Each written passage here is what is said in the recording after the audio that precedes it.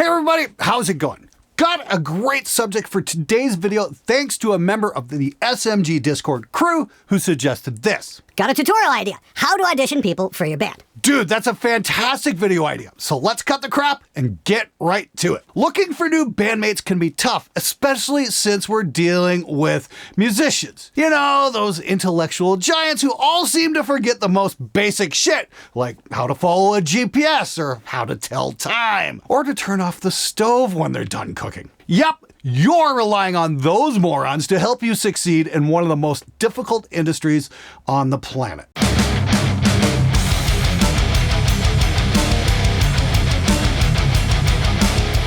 Mistake number one, not advertising. The first and most obvious step is to tell people you're looking for band members. And this is where a lot of guys who are just starting a band already give up. It's like, why? The most common excuse I've heard over the years is, well, there just aren't very many metalheads around where I live. To which I reply, no, you fucking dumbass, you just have to look! Unless you live in an igloo or perhaps the sewers of Utah, you can find band members. I mean, have you looked at a calendar recently?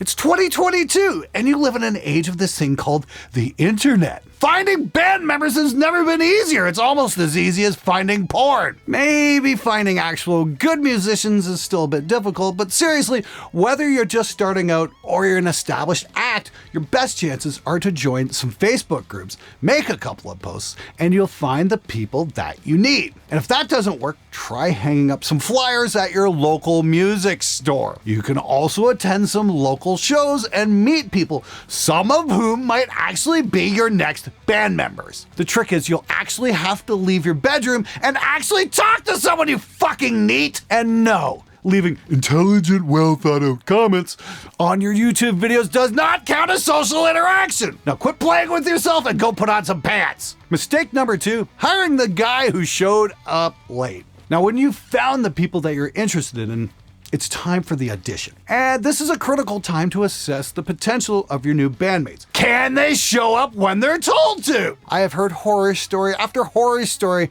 of band members being several hours late.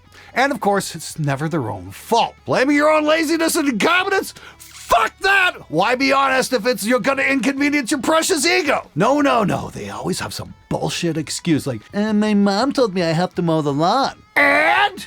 Tell her you'll mow it the next day, you stupid fuck! But she's my ride to get to practice, man. Then get a fucking bus ticket, you lazy fuck! Let's say you called for auditions at 5 p.m. If the person who wants to audition shows up at 6:15 because he stopped on the way to see his dealer, or whatever stupid excuse he can muster up, tell him to get lost and to find a band that can stomach that bullshit. Your time is valuable. Don't waste it on a jackass who can't even meet simple appointments. Number three, hiring the big talker. If you're fortunate enough to find one of those unicorns that shows up when they're actually supposed to, congratulations! You've just basically won the musician lottery. Next comes the actual audition part. Seeing if the prospective musician can learn the material. And I don't mean in a kinda sorta learned it way. I mean, did they actually take some time to actually analyze the music and fucking play it properly? More often than not, you're gonna run into these overconfident types who can play, but they just want to be in a band and they think it'll get them laid. Now, to be completely honest, that's pretty much anybody who's ever picked up a guitar. And if they tell you otherwise, don't be fooled. They are without a doubt completely and totally fucking lying to you. So the musician shows up on time, starts playing the song, and in the middle of it, they forget what part comes next.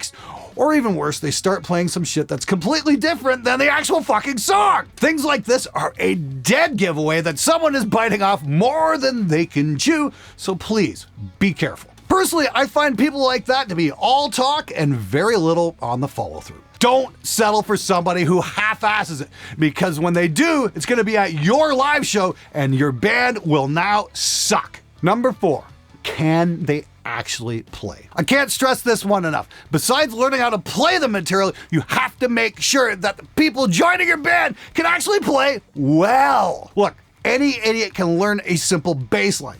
Any rhythm guitar player can learn a power chord riff. Sure, learning the material is important, but it's also important to watch out for their technique. Does the prospective bass player mute his strings correctly?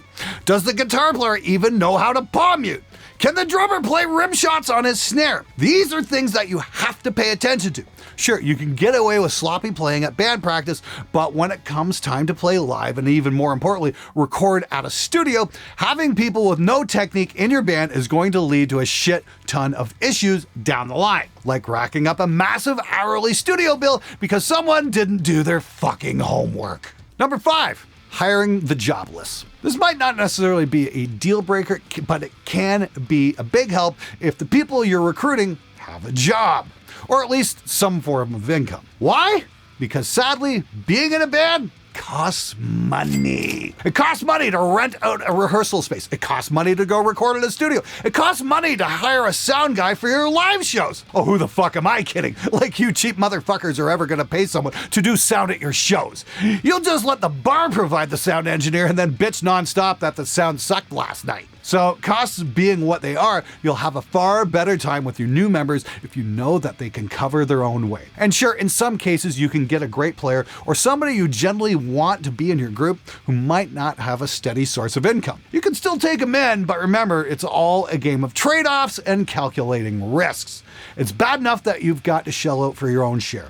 It sucks even more when you have to pay yours and the bass players. Number 6. No transportation. Again, not necessarily a deal breaker, but just like with the last point, you'll be under far less stress if you know your bandmate can get to a set destination without any complications. Do they have a car or a bike? Is public transportation good enough where you're at? Now, if you're in the greater Los Angeles area, we already know the answer to that question. Because the last thing you want when you've got a show at 8 is for the new guy to call you up and say, hey man, I just missed my train. Can you come pick me up? That shit's going to drive you fucking insane. Now, the best way to determine this is to talk to them beforehand. Figure out if his mom can drop him off regularly. Or better yet, does he live on a route where another band member takes? You might even have to reschedule a couple of things, but if the guy is good enough, it might just be worth it. But then again, knowing most musicians, probably not. Number 7, the commitment trap. Now, before anyone joins your band, ask them some very simple questions. Remember, kids, musicians aren't too bright. We have to keep it simple so they can understand things. For example, do you plan on being a hobby band and jamming just for the sake of it? Or do you plan on playing live? If you see any success, would you go on a tour? See, some people, while they might be great musicians, aren't able or willing to deal with stuff like that. Some people might be in college or they can't afford to go on tour. Maybe they just want to play in a band in their spare time. Maybe they have an anger control problem. You have to sit down and talk to your prospective band members about these things, because if you don't, it could potentially wind up in a situation with a violent rich boy threatening to have his daddy sue you. What did I tell you about yelling, you motherfucker? No, you yelled it. You yelled at me, motherfucker. You gonna throw shit at me too? Do not fucking raise your voice at me. No, you raised your voice Get at in that fucking car and do your job. You raised your voice at me, dude. So make sure everybody in your band is on the same page, because when you are, that's when you can all strive towards the same goal. If someone can't commit to a project, find someone else. Number 8, have they been in a band before? This is fairly straightforward, but it can be a big help. If the people who want to join your band have been in one before, chances are they're going to be far easier to work with. After all, being in a band can be just as demanding as having a job, and experience is always a big plus. Now, if you're unsure about your prospective band member, get in contact with their previous band and figure out why they split up in the first place. It's a good idea to find out what kind of terms they're on.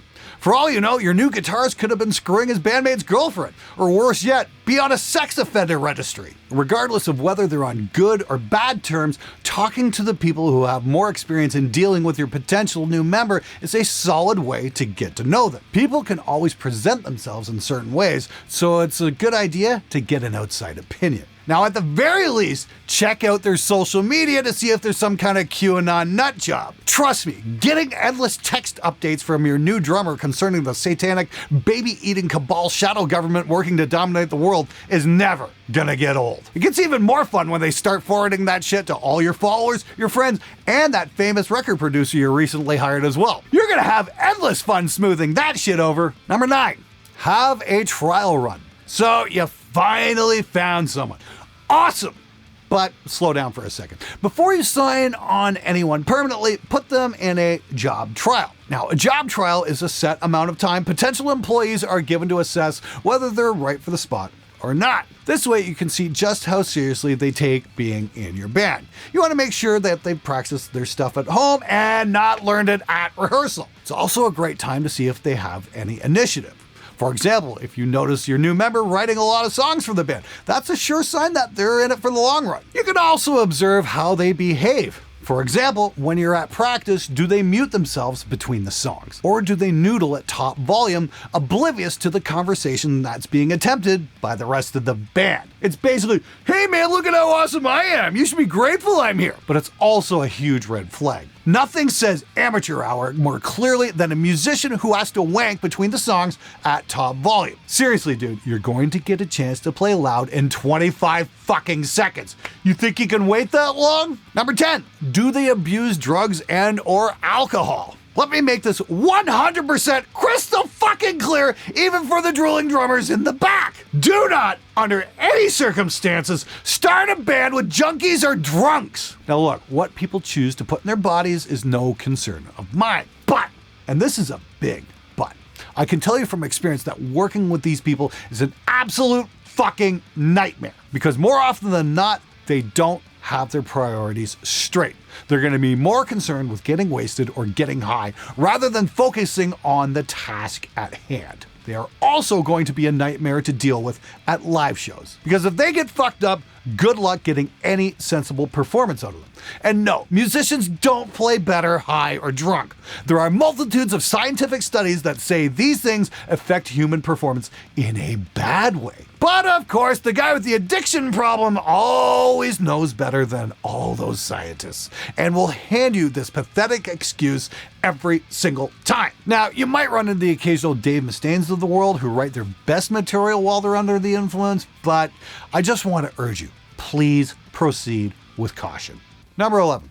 Are they professionals or are they friends? I saved this last point because it's an issue I see all too often. One of the biggest problems I've noticed over the years, particularly in the younger bands, is that you're usually started by a group of friends who, after a few years, start hating each other's guts. And to be completely honest, it's kind of heartbreaking. I've seen friendships collapse over band politics, and it's why this issue is so important to me. So please keep this in mind. Whether you're starting a band or you're recruiting new members, what kind of relationship is this going to be? Are you planning on hiring professionals, or is it just going to be you and your buddies jamming together? And if you do let your friends join your band, you have to ask yourself, am I capable of having a professional attitude with this person?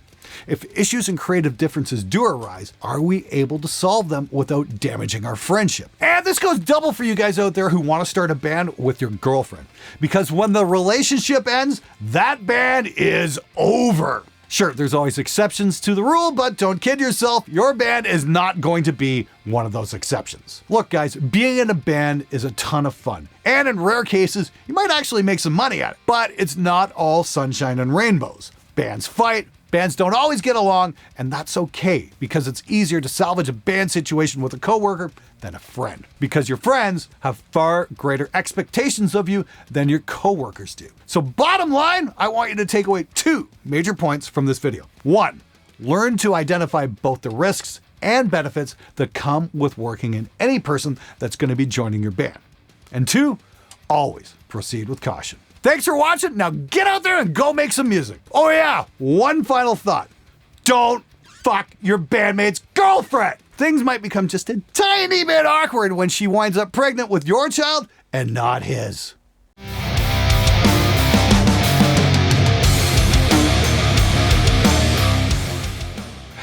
Oh, fuck's sakes. That was way better.